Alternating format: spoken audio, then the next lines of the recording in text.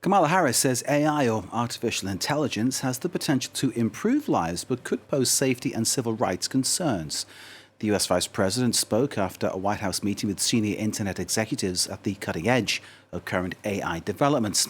Let's get more on this story and bring in Will Duffield, who's a policy analyst at the Cato Institute's Center for Representative Government. Will's focus is on the web of government regulation and private rules that govern Americans' speech online. Good to see you, sir. AI, threat or opportunity? What do you think?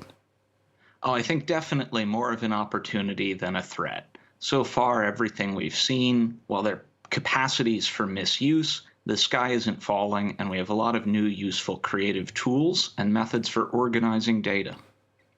So AI in itself isn't the bad thing, is it? It's those who get to use it. That's the problem, I suppose, isn't it?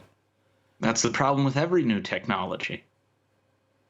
Do you have any ideas, any guidelines as to what should be done? Because Kamala Harris just seems to say to the internet barons, if you like, well, it's your responsibility. You've got a legal responsibility to get on with this. Make sure it's okay. Surely that's not enough, is it?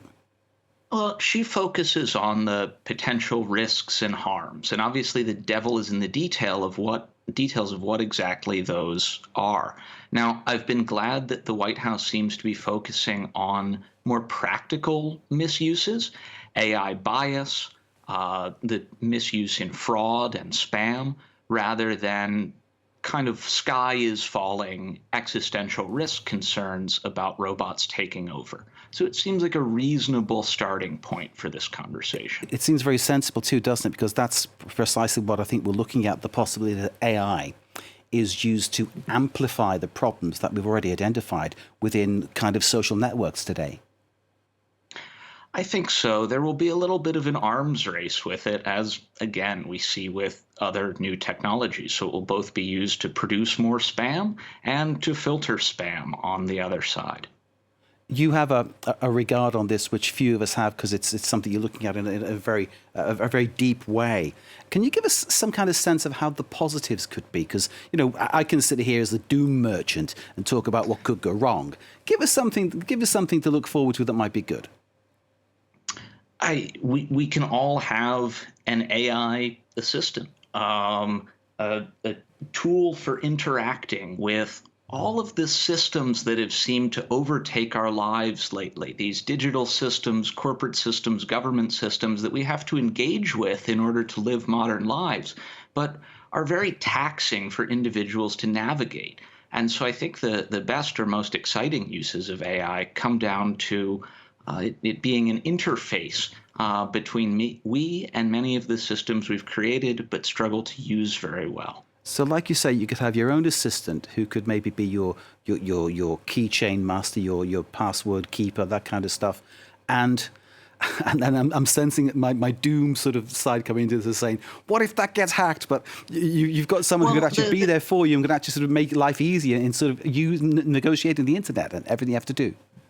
I think the question of who owns that personal assistant then becomes very important, whether it's something you're borrowing or renting from a platform or something that's running on your own machine at home, owned and controlled by you.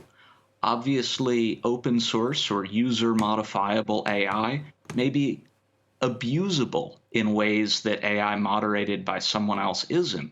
But if you don't control the digital assistant, is it really your assistant? I think that's the big tension going into this or going forward. Indeed. I'm feeling that tension very overtly now. Can I ask about the future of news before we end this interview? Obviously, the concept of the sort of AI newsreader is something that many people joke about. But it's a genuine reality, isn't it, right now? I mean, there is an AI newsreader. Well, I think right now we're using lots of, frankly, just much worse algorithmic systems to sort and identify news for us, whether it's the side tab on our phone or what the Twitter algorithm chooses to show us. And again, more individualized systems for selecting relevant news would probably be a benefit given where we are now. And that's one of the things, though, isn't it, if you think about it? Because you mentioned about sort of what you see on social media. Who's choosing that algorithm? Who's making that happen? Why do I see certain things from a certain political agenda on my social media that I don't particularly want to see? Well, it depends on who's operating and who owns that algorithm that's making those determinations. I mean, usually it's on the basis of things you might have looked at in the past. But again, if it's not your system, there's the potential that someone else is prioritizing different things than you might. And when we look at AI as reflecting us, humanity, it immediately begs the question, which humanity, which set of values, which us? So I think that, again, we'll run that question of values, we'll run through all of this because it is such a reflective technology. We could talk all night about this, couldn't we? Thank you very much indeed, Will, for giving us that insight into how this all works. Will Duffield there from the Cato Institute. AI, it is the future. Well, it's the present. It's happening right now. But obviously, where it goes next is the question. Will give us some guidelines as to how it could go, showing us some positives, showing us some negatives, and, of course, giving us, as ever, a balanced view. Thank you, sir, for joining us here in France 24. We really appreciate it. Thank you. Thanks for having me. You're most welcome.